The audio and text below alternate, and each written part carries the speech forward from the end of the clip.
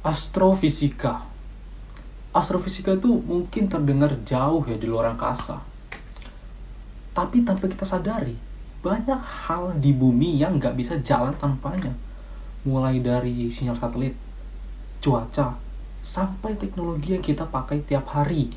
Semuanya terhubung dengan ilmu tentang alam semesta ini. Gimana? Penasaran nggak sama astrofisika? Yuk kita bahas astrofisika lebih dalam.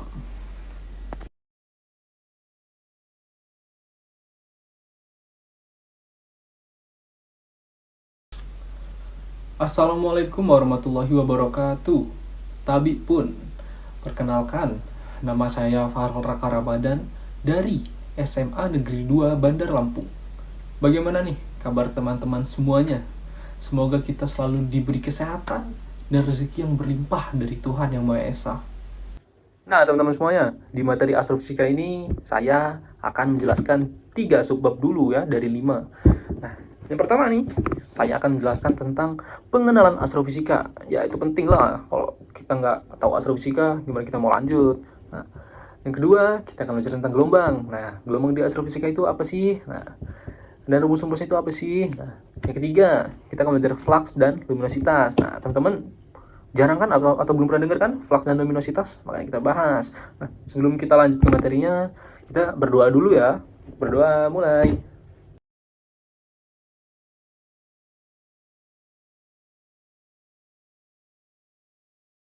Nah, sudah berdoa kan? Kita gas ke materinya ya. Yang pertama nih, kita akan mempelajari pengenalan astrofisika. Nah, bagi teman-teman yang udah tahu astrofisika, apa itu astrofisika? Saya acungan jempol.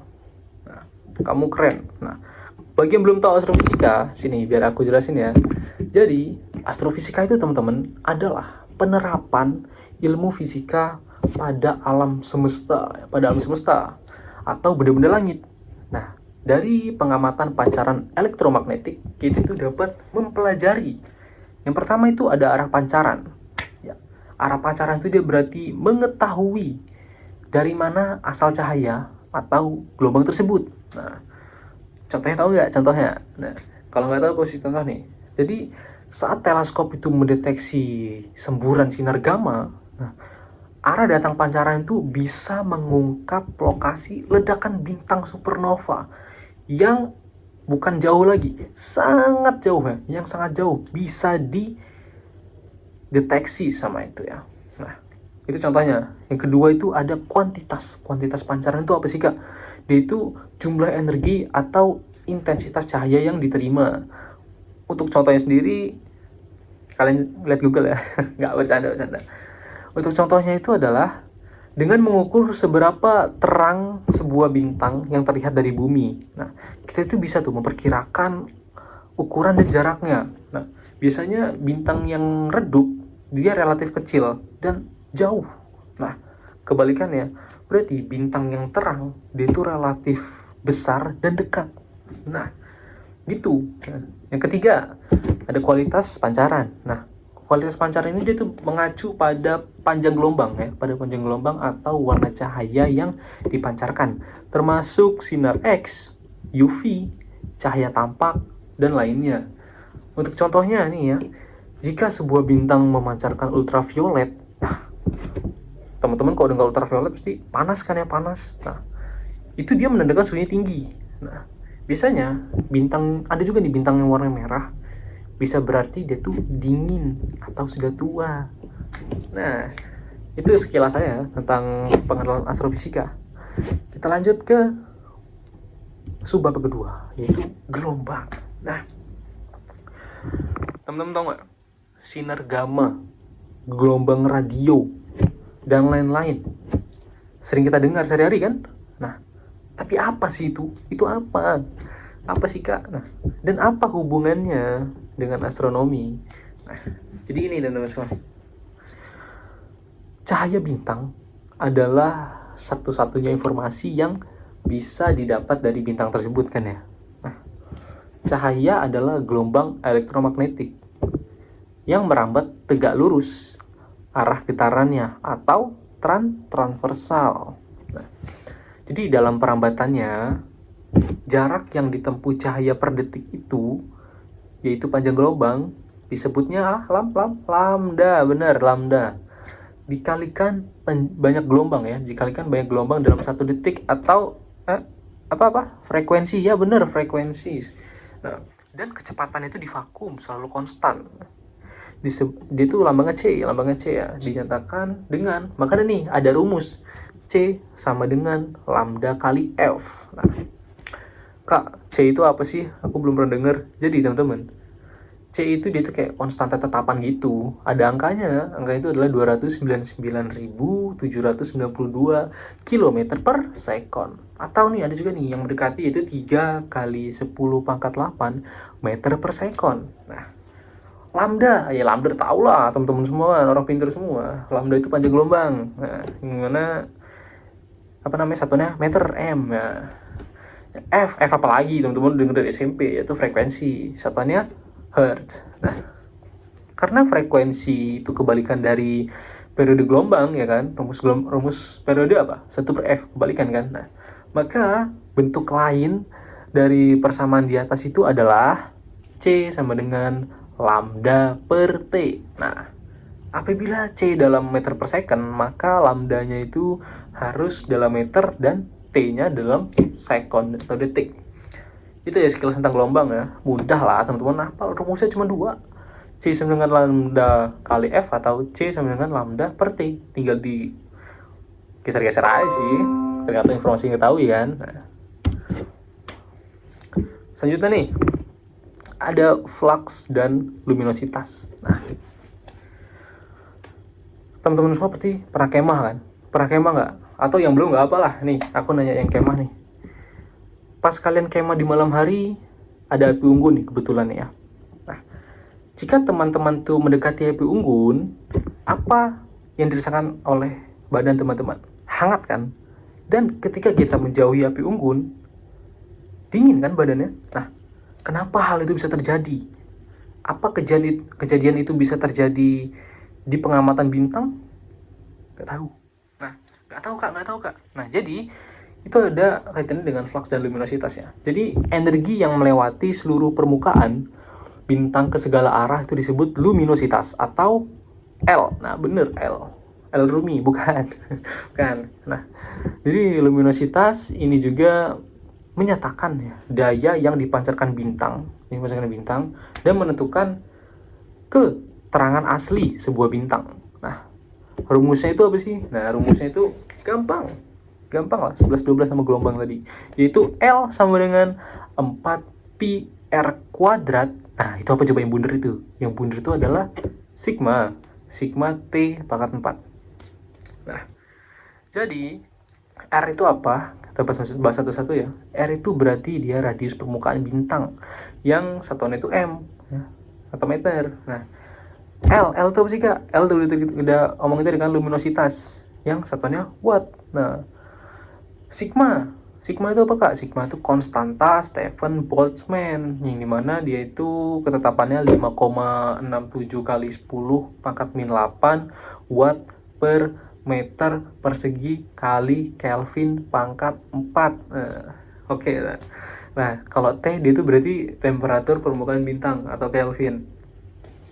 Nah, tingkat keterangan suatu bintang ya, di langit itu ditentukan oleh seberapa besar energi cahaya yang kita terima dari bintang tersebut. Namun nih, apakah bintang yang memiliki luminositas paling besar dia itu akan tampak terang di langit? Jawabannya iya apa enggak ya? Jawabannya tentu saja tidak ya. Kenapa tidak kak? Jadi apabila bintang tersebut terletaknya sangat jauh, tentu cahaya yang datang akan redup. Nah, hal ini menunjukkan faktor lain yang mempengaruhi keterangan bintang, yaitu jarak. Nah, itulah tadi mengapa semakin kita jauh dari api unggun, maka badan kita itu semakin dingin. Nah, gitu.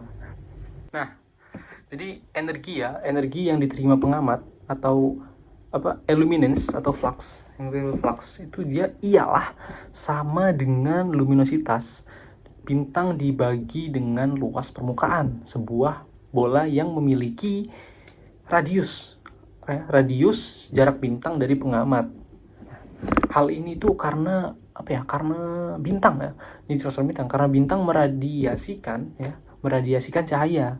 Nah, ke segala arah dan dianggap energi total yang dipancarkan itu tidak berubah. Nah, rumusnya itu ada nih teman-teman. Jadi E sama dengan L per 4 pi D kuadrat. Nah, kita ketemu variabel baru nih, ada variabel D. Jadi kita bahas lagi ya. L itu dia adalah luminositas yang satuannya watt ya. Ada D, D itu dia berarti jarak ya, jarak bintang dari pengamat. Satuannya M. Nah, yang terakhir itu ada E itu apa sih? E itu flux ya. Dimana satuannya itu watt per meter persegi. Nah, kita sudah sampai di part terseru nih teman-teman, yaitu pembahasan soal. Nah, tanpa basa-basi langsung aja nggak sih kita kerjain soal nomor pertama.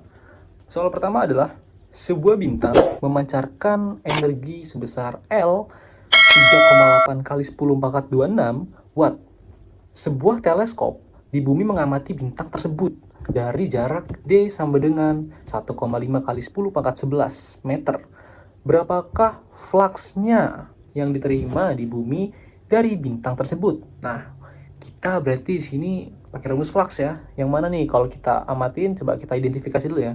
Diketahui L-nya 3,8 kali 10 pangkat 26, D-nya 1,5 kali 10 pangkat 11.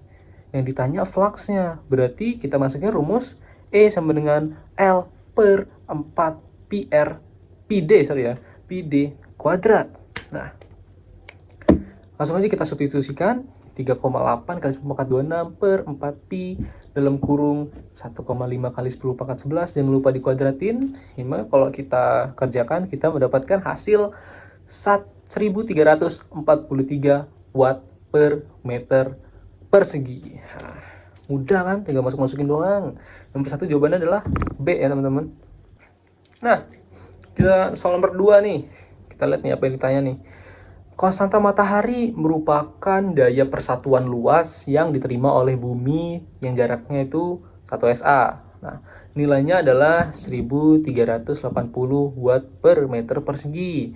Jika temperatur matahari tersebut memanas dari 5000 Kelvin ke 6000 Kelvin, berapakah nilai konstanta materi yang baru? Nah, kita identifikasi dulu ya, diketahuinya ada apa aja nih. Jadi, yang pertama itu kita tahu nih suhu awalnya ya, T1-nya 5000 Kelvin, selanjutnya ada suhu T2-nya atau suhu airnya 6000 Kelvin. Nah, kita juga fluxnya 1380 watt per meter persegi. Yang ditanya itu adalah berapa nilai E aksen ya setelah suhu meningkat menjadi 6000. Berarti sini kita pakai perbandingan ya teman-teman. Nah, langsung jawab aja, yaitu E aksen sama dengan T aksen per T ya dipangkatkan 4. Nah, di mana kalau kita substitusikan yang diketahui tadi yaitu 6000 per 5000 pangkat 4 dikali 1380, yang mana kita mendapatkan hasil 2861 watt meter pangkat min 2. Nah, pangkat 2. Itu yang E jawabannya ya. Nah, kita langsung soal nomor 3 aja nih. Soal nomor 3 apa nih?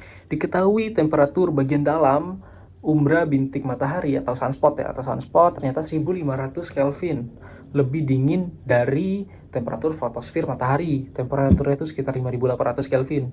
Nah, di sekitarnya, andaikan B1 adalah energi flux yang keluar dari umbra dan B2 itu energi flux dari daerah yang mengelilingi sunspot. Berapa rasionya? Berapa rasio B2 per B1? Dia nanya perbandingan ya teman-teman ya. Kita identifikasi lagi. Yang diketahui itu ada apa aja? Coba kita lihat. Itu yang pertama ada temperatur fotosfer ya, atau T2-nya dulu itu 5800. Nah, lalu ada temperatur umbra sunspot. Nah, jadi T1-nya ini kita kurangin si 5800-nya dengan 1500-nya sehingga mendapatkan 4300 Kelvin. Nah, yang ditanya itu apa sih? Yang ditanya itu adalah berapa rasio flux energi ya yang kita pakai perbandingan B2 per B1. Kita masukin aja nih rumusnya sama kayak yang soal nomor 2. Cuman kita ganti aja nih. Jadi B2 per B1 sama dengan T2 per T1 dipangkatkan 4. Nah, kita substitusikan yang tadi itu ada apanya, ada 5800 per 4.300 dipangkatkan 4, sehingga kita kalkulasikan 3,31 ya. Jawaban itu yang D teman-teman, 3,31. Lanjut ke soal nomor 4. Soal nomor 4 nih apa nih? Bintang Sirius dikenal sebagai bintang ganda. Bintang primernya disebut Sirius A dan bintang sekundernya disebut Sirius B. Nah, yang merupakan bintang katai putih, Nah, temperatur efektif Sirius A adalah 9.200 Kelvin dan radiusnya itu adalah sekitar 1,76 kali radius matahari. Sedangkan temperatur efektif Sirius B itu adalah 27.400 Kelvin dan radiusnya adalah 0,0070 kali radius matahari. Nah, perbandingan luminositas antara Sirius A dan B itu apa sih? Nah, langsung kita ke pembahasannya. Jadi diketahui itu Sirius A itu diketahui temperaturnya itu sekitar 9.200 Kelvin. Lalu radius A itu 1,76 radius kali radius matahari. Nah, selanjutnya kalau yang Sirius B itu dia suhunya sekitar 27.400 Kelvin dan radiusnya itu adalah 0,0070 radius kali radius matahari. Nah, yang ditanya itu adalah perbandingan luminositas Sirius A dan Sirius B. Masukkan rumusnya, perbandingan lagi nih, LA per LB. Yang dimana rumusnya itu RA per RB dikuadratkan dikali TA per TB dipangkatkan 4. Gimana kalau kita substitusikan nilai-nilai yang kita dapat sehingga kita mendapatkan hasil akhir itu adalah 803. Tapi kan nggak ada tuh di bilangan gandanya, jadi kita ambil yang mendekati saja, yaitu B. Luminositas Sirius A adalah 800 kali luminositas Sirius B. Kita lanjut ke soal nomor 5 ya. Soal nomor 5 ini apa sih? Coba kita baca nih. Bintang memancarkan gelombang elektromagnetik jika luas permukaan bintang adalah A dan suhu bintang adalah T. Oke. Maka dengan anggapan bintang adalah benda hitam, nah sempurna, pernyataan berikut yang salah. Oh, ini yang salah nih, berarti kita harus identifikasi satu-satu pilihannya. Yang A, coba, bintang tersebut memancarkan cahaya pada seluruh panjang gelombang. Ini benar ya guys ya, ini benar teman-teman semua. Jadi benda hitam itu sempurna ya, benda hitam sempurna itu dia memancarkan radiasi elektromagnetik pada semua panjang gelombang ya, pada semua panjang gelombang meskipun intensitasnya yang berbeda tergantung suhu. Nah, yang dua, yang B, intensitas spektrum, yaitu spektrum yang dipancarkan bintang tersebut sama besar untuk semua panjang gelombang yang dipancarkan. Ini salah ya, ini salah teman-teman semua. Jadi spektrum itu dia berkaitan tidak memiliki intensitas ya, tidak memiliki intensitas yang sama dengan semua panjang gelombang. Justru dia itu intensitasnya itu bervariasi, ya, bervariasi dan memiliki puncak di panjang gelombang tertentu. Nah, kalau yang C ini coba kita lihat yang C. Daya yang dipancarkan bintang sigma AT pangkat 4 dengan sigma adalah tetapan Stefan Boltzmann. Nah, ini benar ya teman-teman, ini benar karena ini adalah bentuk dari rumusnya Stefan Boltzmann. Nah, ini nanya apa yang salah? Nah, kita udah tahu yang B itu salah kan? Ini jawabannya B. Langsung aja ke soal nomor 6. Jadi yang bukan merupakan faktor yang mempengaruhi terang atau redupnya sebuah bintang terlihat dari bumi. Di bawah ini adalah, coba kita lihat yang A ya. Yang A itu adalah temperatur permukaannya. Ini benar teman-teman semua karena mempengaruhi luminositas intrinsik. Ini dia ada kaitan dengan rumus Stefan Boltzmann. Nah, yang B itu dia adalah jarak bintang ke bumi. Nah, itu benar teman-teman. Itu dijelaskan tadi di flux dan luminositas.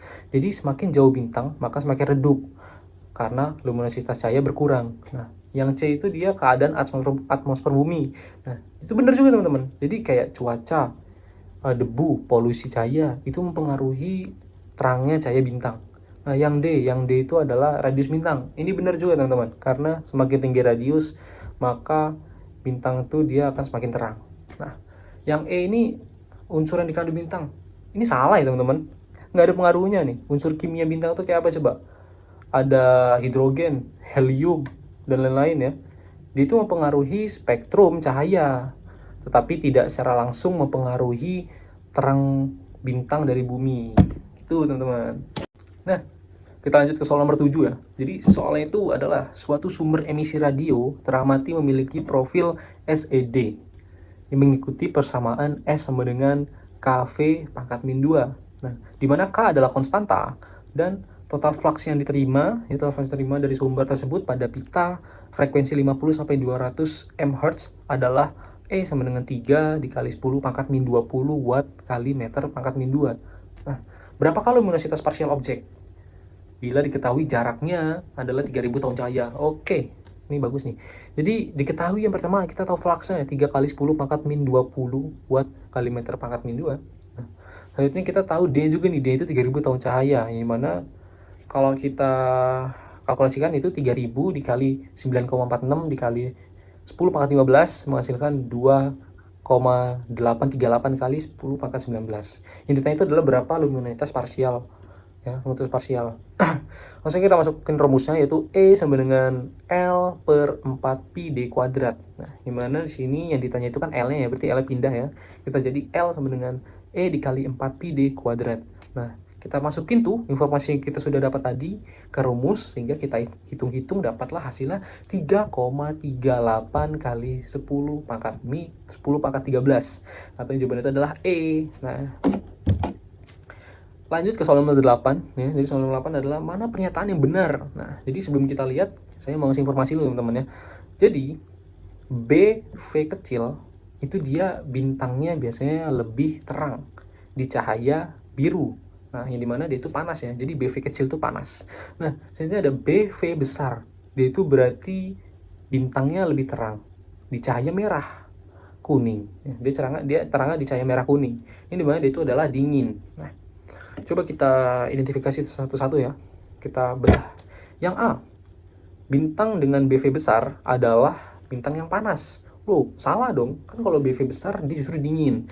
A itu salah. Yang B, bintang dengan BV kecil adalah bintang yang dingin. Ini salah juga ya. Ini kebalik nih, harusnya panas. Nah, yang C, bintang dengan BV kecil adalah bintang yang panas. Oh, ini bener nih. Masukkan sama informasi tadi yang saya jelasin. Kita keep dulu, kita lihat D. Bintang dengan BV besar adalah bintang yang radiusnya besar. Oh, ini salah guys. Radius itu bergantung pada luminositas dan suhu. Nah, yang E, tidak ada jawaban benar. Jadi jawaban itu adalah C, teman-teman ya, C. Lanjut ke soal nomor 9. Jadi sebuah gelombang cahaya memiliki panjang gelombang 6 kali 10 pangkat min 7 meter. Berapakah frekuensi gelombang? Oke guys, ini kita masuk gelombang nih. Diketahui lambdanya itu 6 kali 10 pangkat min 7. Lalu C-nya ya, C-nya udah ketetapan kan ya, 3 kali 10 pangkat 8 meter per second. Yang ditanya itu adalah frekuensi. Oke. Rumusnya sama dengan C, masih ingat nggak rumusnya tadi yang di awal? C sama dengan lambda kali F. Ini mana kita ditanya F-nya, berarti F kita pindahin ke kiri. Ini mana F sama dengan C per lambda. Kita masukkan informasi yang sudah kita dapat, kita kalkulasikan dan mendapatkan hasil 5 kali 10 pangkat 14 Hz. Ini mana jawaban itu adalah bebek. Oke. Soal nomor 10. Nah, jadi sebuah stasiun radio memancarkan sinyal dengan frekuensi 1,5 kali 10 pangkat 6 Hz. Ya. Sinyal tersebut tuh bergerak melalui ruang hampa dengan kecepatan mendekati kecepatan cahaya. Ya, yaitu 3 dikali 10 pangkat 8 meter per second. Ini kita pance ya. Hitunglah panjang. Oh, oke, sekarang jadi panjang. Tadi nanya frekuensi, sekarang jadi panjang. Langsungnya ya, diketahui frekuensinya udah tahu, C udah tahu, T lambda kita taruh rumus. C sama dengan lambda kali F. Yang mana kita ditanya lambdanya, berarti lambda geser ke kiri sehingga menjadi lambda sama dengan C per F. Kita masukkan nilai-nilai yang sudah kita dapat, kita hitung dan mendapatkan jawabannya itu adalah 200. Wah, gimana materi astrofisika tadi yang udah kita bahas? Jadi, tahu kan apa itu pengertian astrofisika, gelombang dalam astrofisika, serta flux dan luminositas? Kita juga tadi udah bahas latihan-latihan soalnya kan? Mudah kan? Nah, astrofisika ini dapat diaplikasikan di kehidupan sehari-hari seperti GPS, MRI, dan lain-lain. Nah, ternyata astronomi itu sangat dekat ya dengan kehidupan kita. Bagaimana? Ternyata fisika sangat mudah ya. Asalkan kita rajin berlatih, maka dari itu jangan lupa belajar dan berlatih serta banyak baca bukunya ya. Sekian, wassalamualaikum warahmatullahi wabarakatuh.